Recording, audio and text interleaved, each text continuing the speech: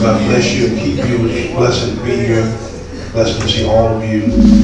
Real quickly, I want to move quickly this morning because I'm shooting for 12 o'clock today. All right. Is that all right? Shooting for 12 o'clock today. Let's pray for the cast for next year. There's always next year. Right? Yeah. I ain't mad at all. I'm grateful. I ain't mad at all. It just gives us something to look forward to next year. Yes. Amen. Now this coming Saturday, we will be feeding the community from 10 o'clock to 2 o'clock. I need everybody here on next Saturday by 9:30 to help set up and those sorts of things. I need you here. We're going to minister to the community as well as feed the community, and I need you here. Just look at somebody and say, Pastor needs you here. Pastor needs you here. All right, that's kind of weak this morning. Now look at them and say, y'all don't know secular music now, right? All right, so we certainly want to see you on next Saturday as we feed the community. Then on next Sunday, we'll have a church presentation. Sister Crystal and others will be here from Financial Education Services, sharing with us after the word. For those of us who need to get our lives and our finances back in order. How many of you need to get your finances back in order? All right, few of you raise your hand, all right? Few of you raise your hand. Fella told me before, I didn't believe it.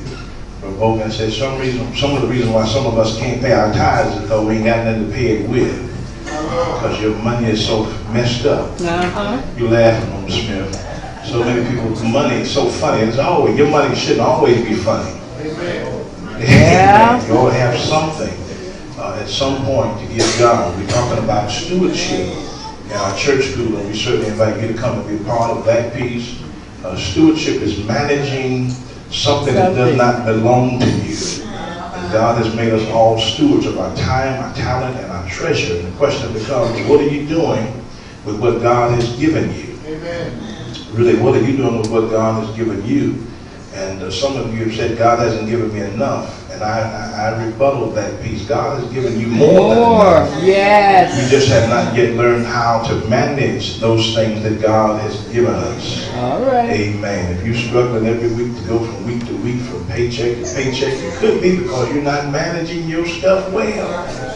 Amen. So we want you to come and be a part of not just on next Sunday, but Sunday school. Amen. Church school as we study stewardship. All right, so we certainly want you to be here. Now, I'm going to be starting a new men's group real soon. Just keep your ears and eyes open, just a few of us, but I'm going to call it the Beef Group, Tommy. B-E-A-F. Is that right? B-E-A-F. Right. B-E. That's how you spell beef, right? One way. Okay, I'm spelling beef. I'm talking about the beef that you eat. That's all they get to think about is food all the time. Beef. B-E-A-F. What does that mean? Brothers excited about fellowship. All right now.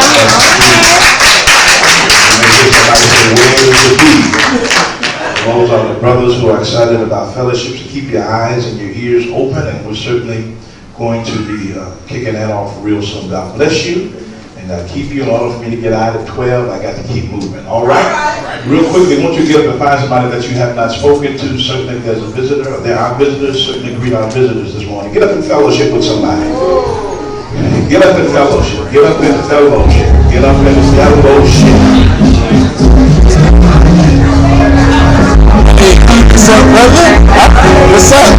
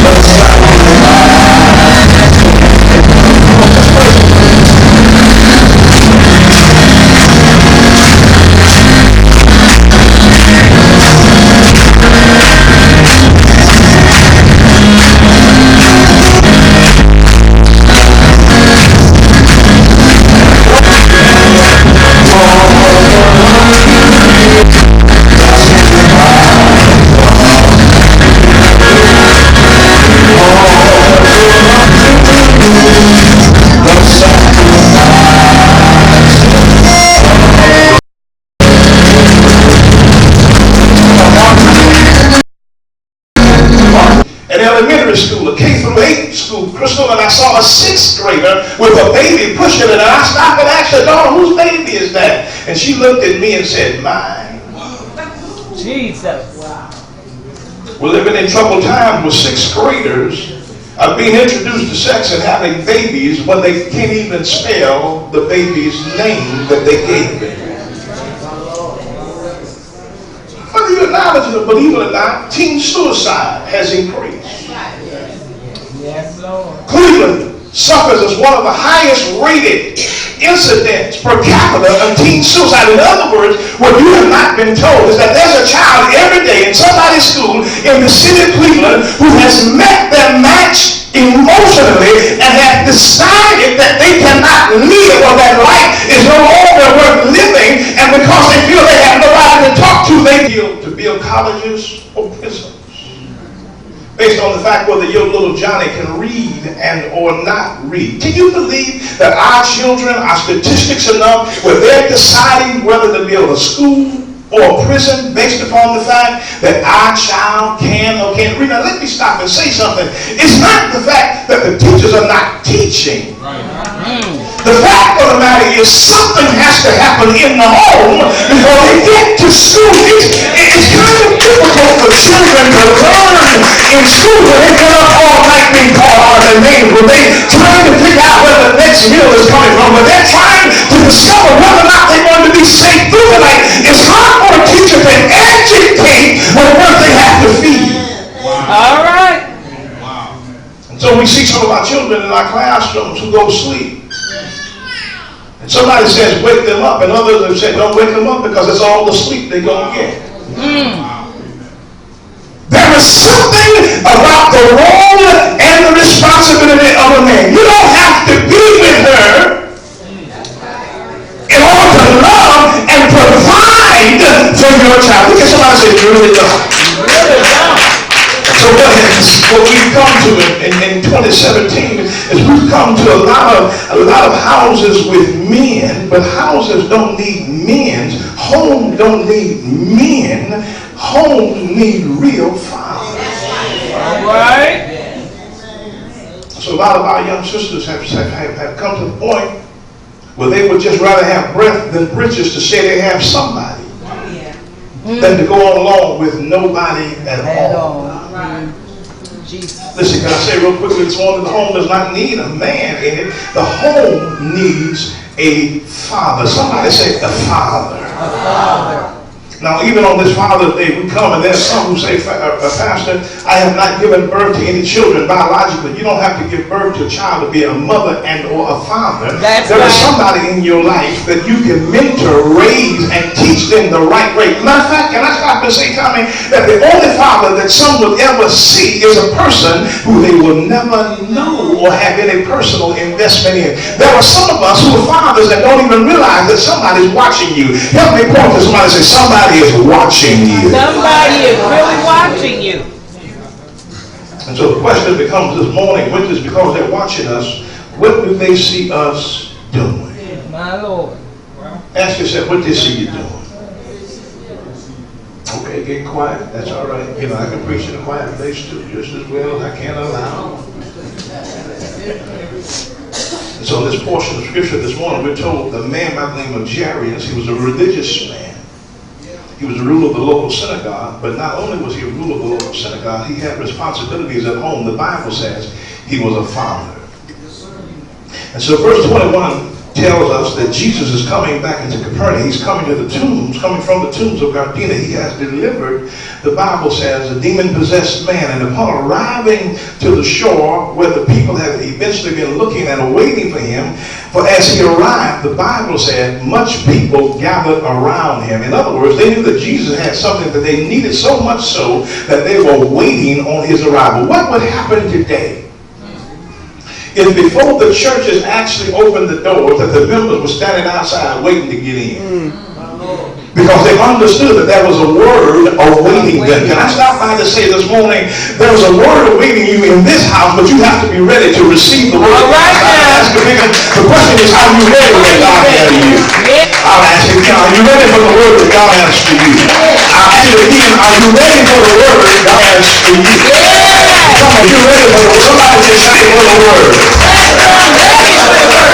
So the people that gathered around here, but now we focus our attention on one individual. We focus our attention this morning in the text of the one who rules in the synagogue. Now wait a minute. His position is important, coach. You got to understand that Jairus was not just somebody. Jairus was a presiding elder in the synagogue, an assembly that included the whole community of Capernaum. His position made him one of the most prominent and important members of the congregation. Now listen, if you look at the language of the text, if you do any history, you will discover that he was neither a teacher, nor was he a preacher. But he was responsible for the order in the synagogue service. He was the keeper, the Bible says, of the sacred books, which were the property of the community. He was, in a sense, the president of the congregation, the administrative head of the city. He was the city manager, so to speak. So every service, it was up to him to make sure that the service ran good, that the service had somebody to lead the songs, that the service had somebody to lead in prayer, that the service had somebody to read the scripture. If there was a visiting rabbi, he would invite the visiting rabbi to read from the scriptures and then comment on them. So here we have in this text a man of high position, a man that was known among the people, a man of prestige, but a man who finds himself in a desperate need. Can I say this? Your status, your position, your power, and your prominence does not eliminate you from the problems of life. You can be rich and still have problems. You can be wealthy and still have problems. You can be educated and still have problems. You can have a job and still have problems. When you attack your testimony, look at somebody and say, he's attacking you. He's attacking you. The little girl in this text was the apple of this man's eye. She was dying. If you never had a sick child, you cannot even identify with this man. I can identify with this man having a sick child who's not only sick, but that died. This man was in a desperate position. Look at somebody and say, he was in a desperate position. He was in a desperate position. And he's awaiting Jesus. And when Jesus comes to shore, he cries out, Master! I need some help. I need some help. My daughter is dying. I need my faith to show up. My daughter is dying. I tried everything else. I called every other doctor that I could call, but she's still dying. He stops. He gets Jesus' attention. But in the middle of getting Jesus' attention, there's an interruption that takes place. The Bible said that as he was walking or moving towards, that there came a woman in the Bible who had an issue of blood. Yes, sir. In the middle of this man asking for a miracle, watch the language of the text. A woman shows up with another issue. Have you ever prayed to God? In the middle of you praying to God, you with somebody or saw somebody and they got their prayer answered before you did, and you kind of got an attitude with God? Because you had been praying for that thing for years, and Johnny just come lately, just came to church and got their prayer answered. All right. This woman, the Bible says, in the middle of this text, this woman comes. Now let me stop and say this. You're not the only one seeking Jesus' attention. Look at somebody and say, you ain't the only one. Have you ever felt that you were the only one going through? You're the only one with a problem, and nobody else's situation is more important than yours, because in the middle of what you're going through, all you can see is you, yourself, and I. All you want is help for me, myself, and I. I'll pray for them later. Lord, help me now, then we can deal with them later. This man went to Jesus. But here's the bad part about this text in this man's eye. Jesus stops and deals with this woman's issue. Can I stop and say something to somebody this morning? Sometime, in order to get the blessing that God has for us, we have to learn how to stand patiently in line and wait on our turn. Somebody said like this, you can't hurry God, you just have to learn. How to wait. Can somebody help me this morning? You have to learn how to wait. Most of us, Rayshon, we're impatient. We want what we want And we want it now. Right God, if you don't now. bless me now, don't bother tomorrow. Don't waste your time. I need it today. And some of us have came and we said that kind of thing to God. God, I need it today. I don't need it tomorrow. Listen, we say in the church, he may not come when you. I hope I can get somebody to wake up in a minute. But he's always. All time. See, in the middle, this woman runs out.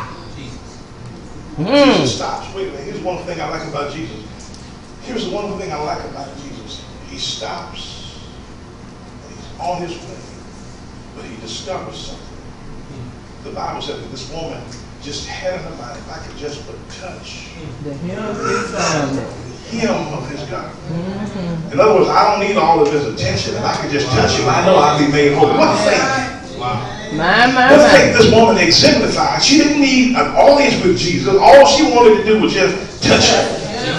Now you talk about some monumental faith, Crystal. That was monumental faith. I don't need him to go nowhere with me. All I need is just to touch. Can I help somebody this morning? For some of us, that's all we need is just to touch. Look at somebody and say, baby, all you need is just to touch.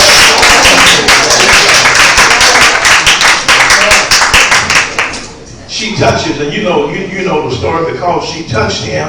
The Bible said something left out of him. The power and the faith of this woman was so great that she was not only healed, but Jesus. He says, somebody touched me. The disciples, the deacons of the church said, Jesus, you see all the people around you. Anybody could have touched you. You said, no, it wasn't just anybody that touched me. Somebody with great faith touched me, because something that was in me went out of me. I felt a healing going out. Can I stop to say today for somebody in this place? If your faith is in your healing in this place today, your voice is in this place today. You here, your breakthrough is in this place, and you kind of faith will move not only the audience, but don't just to touch him. What you got? Can I just to touch? Not my, but his touch makes all the difference. Look at somebody and say, his touch makes a difference. His touch makes all the difference. Can I take about 15 more minutes and I'm going to be done? I got to pull several things out of this text. And so he moves on. He moves on. Now, what Jairus' daughter saw about him? Can I bring out three things that I want to brag on this man about, that his daughter would brag on this man about if she had an opportunity to tell you something? First of all, she saw. I asked you a few minutes ago, what do people see when they see you? She saw that he was not ashamed to seek out Jesus. She saw that he was not ashamed to seek out Jesus. One of the problems that we have as men sometimes is we can't admit we need help. Yes, sir. Just something about us.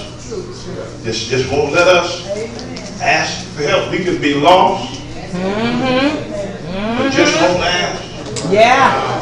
I'll never forget one time we were coming back from Charlotte. For those of you who ever rode on 77 from Charlotte, there's this little turn in the road that says 77 North, and then there's a little piece of the road that takes off, and you still think you're on 77. And we left, my wife and I, and we were coming back from Charlotte, and I was riding, talking to Pastor Marty on the phone, and I discovered something. I said, now I should be almost home now. I'm just driving. I look at the road, I see nothing familiar. Then my wife sees the sign that says Tennessee. Oh my goodness. And I knew Tennessee was not in my route, nor in my destination. Yeah. But you can't tell the road. There's a child needs their parent, then laying on their deathbed. This man gets up, leaves his daughter's bedside to go seek out Jesus. Can I ask you a question?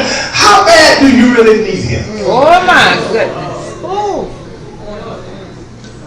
Do you need him bad enough to leave from where you are, to leave whose side you're beside? Do you really need him enough to go seek him out? He was not immediately in his presence. He had to go from where he was to find Jesus. A whole lot of us want Jesus to come to us, come find us. Jesus is everywhere. Can I stop and tell you that? But sometimes he just wants to hear your voice. He wants to hear us say, Father, I stretch. He knows we're lost. He knows we're hurting. He knows we're hungry. He knows we're outdoors. He knows we're living in confused. He knows everything about us. But sometimes he just wants to hear our voice. Absolutely. Let me jot something, stick another pen or something, and say this. He not only wants to hear our voice, but he don't want to hear our voice just in bad times. Right. He wants to hear our voice All the time. on a regular basis.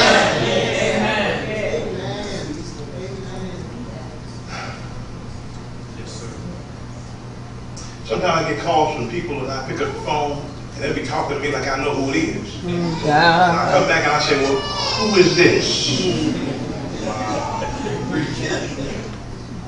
And the reason why I don't know who it is because I have not heard the voice in a while.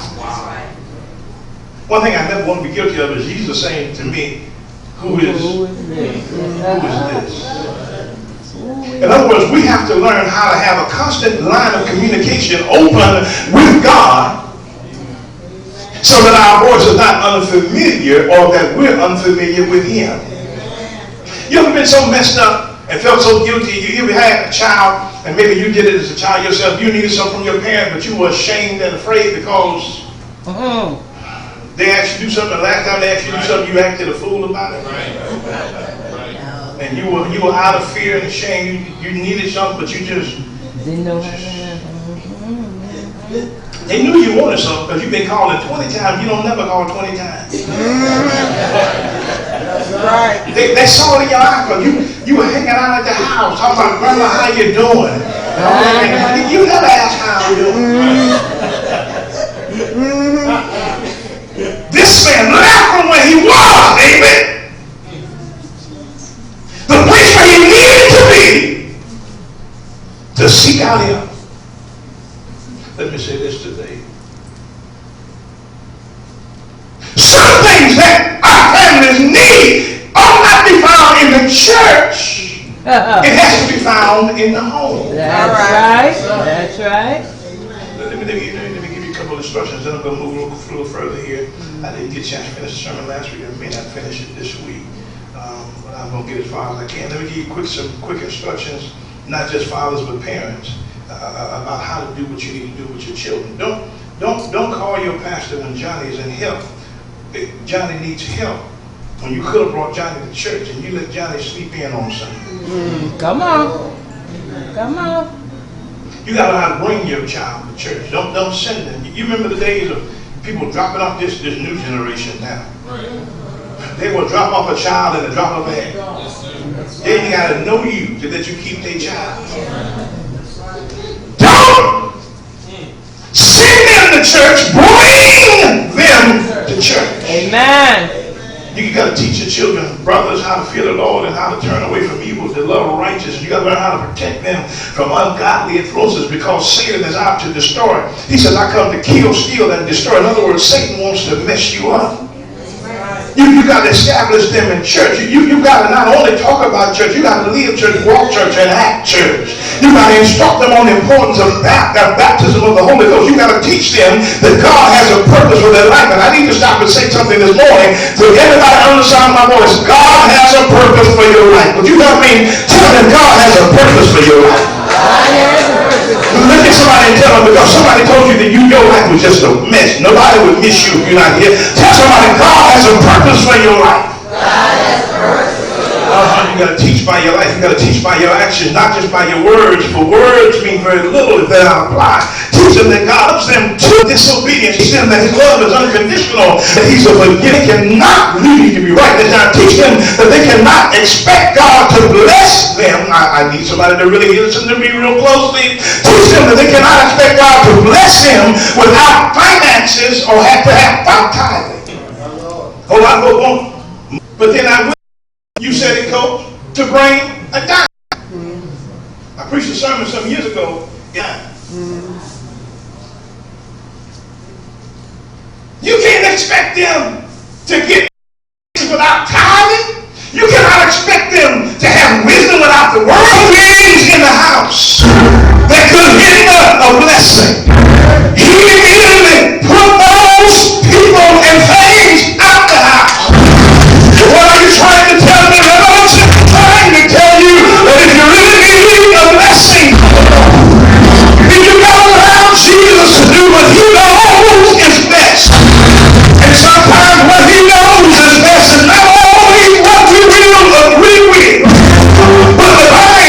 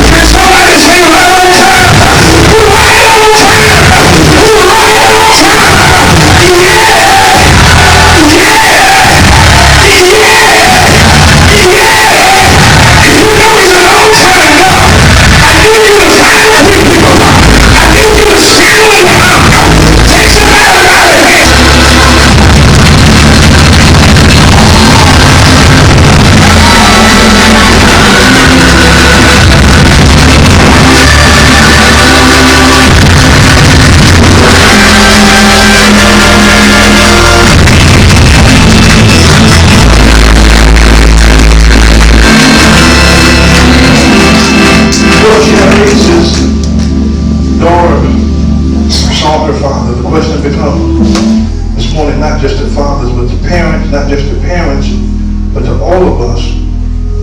What do people see when they see us? Just nudge your neighbor and say, what do they see? I ain't talking about what you see. But what do they see? Now let me say this.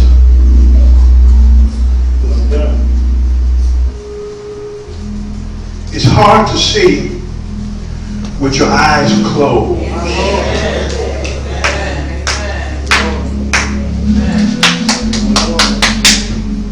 Some of us don't see because,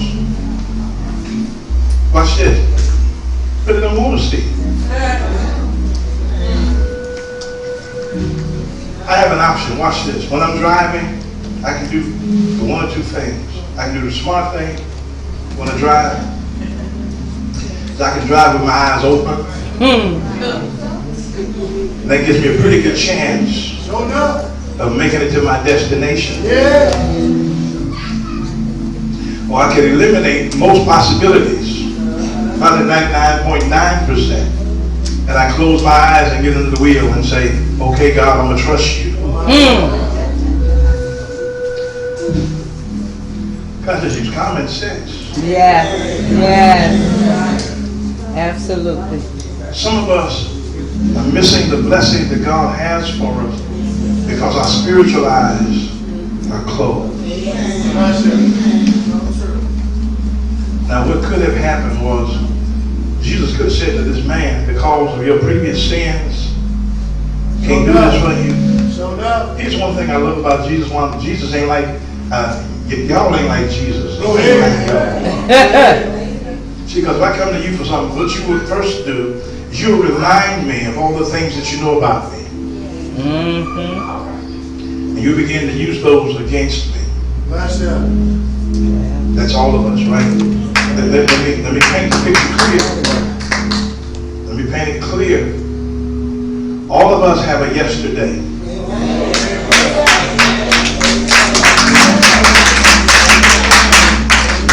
Y'all can figure that out later. Just down there, figure that out when you get home. They're so busy worrying about somebody else's today that you forgot about your yesterday.